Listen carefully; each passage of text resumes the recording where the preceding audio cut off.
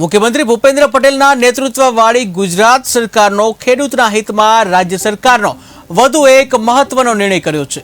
રવિ marketing season 2024-25 માટે રાજ્ય સરકાર દ્વારા ઘઉં, બાજરી, જુવાર અને મકાઈની લઘુત્તમ ટેકાના ભાવે ખેડૂતો પાસેથી સીધી ખરીદી કરાશે।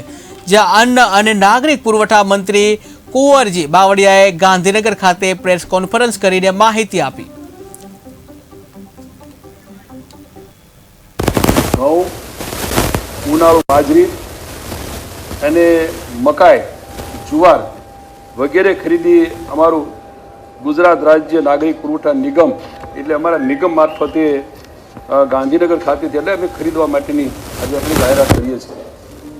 આજે ચારે ઉનાળુ સિઝનની આ ખરીદી એ અમે આગામી અમને તારીખો નક્કી કરીએ પ્રમાણે ખરીદી કરવાના છીએ।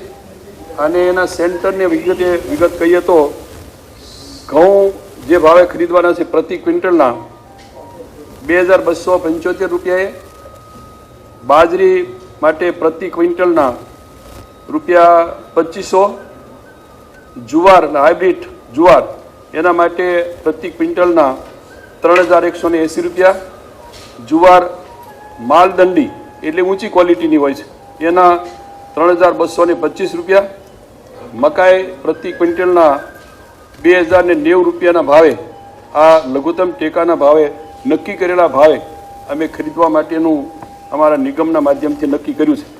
ક્વિન્ટલ ઉપર એટલે ખેડૂતોને પણ આર્થિક રીતે પોસાય એ રીતની જાહેરાત કરીએ છીએ।